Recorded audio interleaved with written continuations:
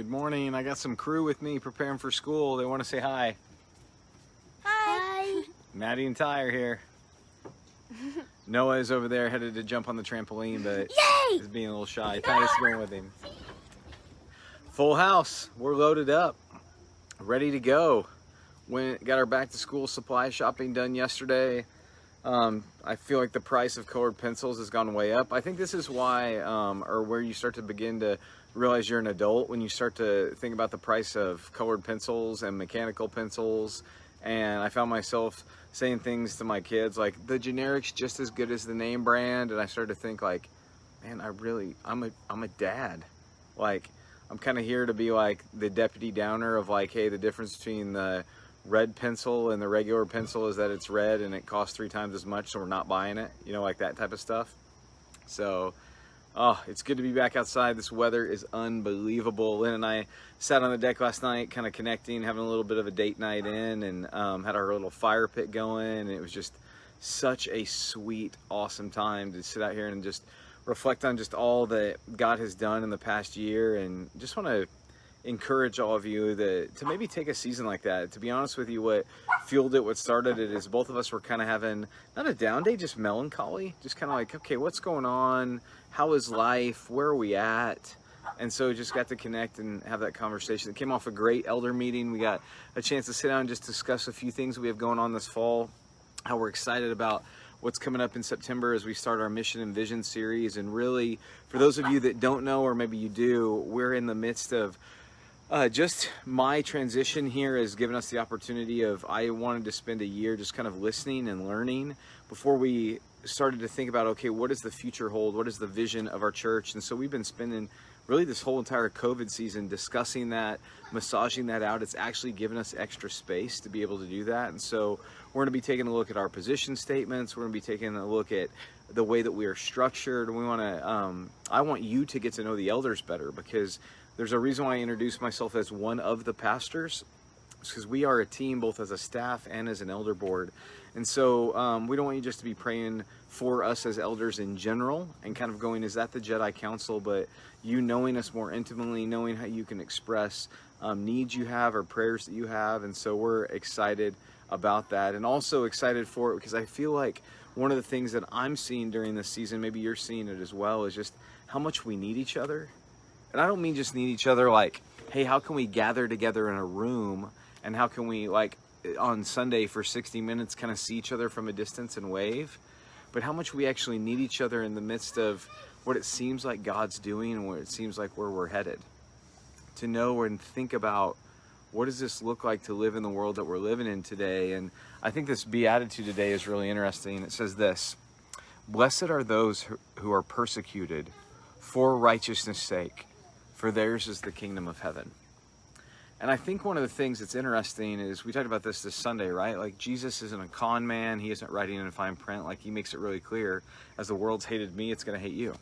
As I've experienced persecution and suffering and hardship, so will you. When we look at the prophets throughout the Old Testament, which one of them ended up kind of living life, eating like grapes off a vine and being fanned with a palm branch and just picking diamonds off the clouds? None of them, right? Like, life was kind of hard and difficult because we live in this world that Paul tells us in Ephesians that we need the armor of God, because we're in a real war.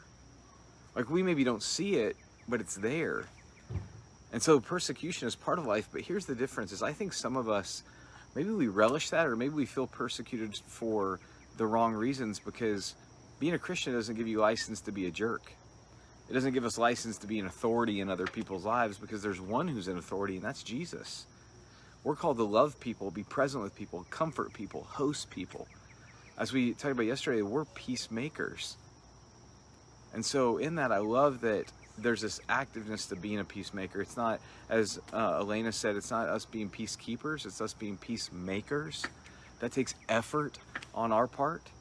And so with that, sometimes we're going to face kind of rebuke or persecution, but notice it says this: persecuted for righteousness' sake, for theirs is the kingdom of heaven. If we're being persecuted for something other than symbolizing the kingdom of heaven, if we're being persecuted for something other than humility, love, listening, kindness, gentleness, like being persecuted for being mean or harsh, That's not persecution. That's actually probably discipline, rebuke, admonishment.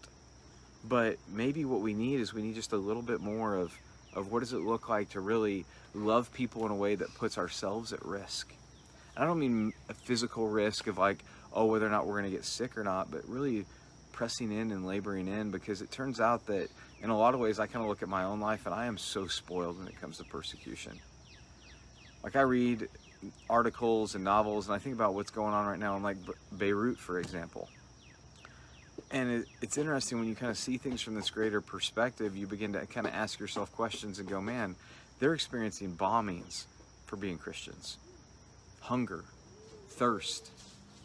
I'm frustrated and annoyed that we have to socially distance at church. And that's a real deal. I don't want to do that, but there's also some perspective to it. And so what I'm praying for today is for God to give me that perspective, to help me when reviled, not revile in return, but to take Jesus' word seriously, that I'm to love my enemies. That means for me, I'm to love those that maybe the world would separate from me. I'm going to love those in my neighborhood that have signs in their lawn that are different than the way I'm going to vote. I'm going to love those that are a different economic class, those that are fans of a different team, those that have different opinions than I do, and maybe even they have strong opinions. But at the end of the day, like, have you ever seen two kids yelling and screaming at each other and going, well, whoever's the loudest wins? Because I think that that's what we kind of do a lot of times as adults. But as Christians, to rest and know our God is in control and that he's playing the long game. That he's not patient as some regard patient, but he desires that all would come to a knowledge of him, that all would receive that opportunity. And so I want to be a conduit, a channel through which that opportunity can flow. So that means I got to get myself out of the way. And there's a lot of me in the way. God, thank you so much for just even the world that we're living in right now, God, that it's causing us to question, to review, for us as an elder team and staff to think about not just what we do and how we do it and when we do it, but why do we do it? And does it actually lead others to know you more deeply, to experience you more personally, and to love their neighborhood and their communities more practically? God, are we being challenged by the gospel? Are we being encouraged and growing? And God, what are the things that you're trying to do in amongst us that maybe in our franticness and our chaos and in our confusion and anxiety we're missing? So God, help me to slow down. Help me not to be surprised by persecution, but help me to be persecuted for the right reasons, not the wrong ones. And God, convict me where I'm persecuting others, because I know that I am.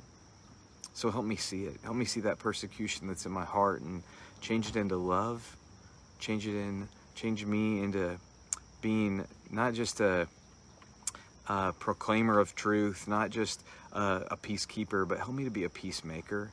Help me to be the one that's taking those first steps to bridge that gap and not expecting others to walk towards me first. Because God, you loved us first. You came to us.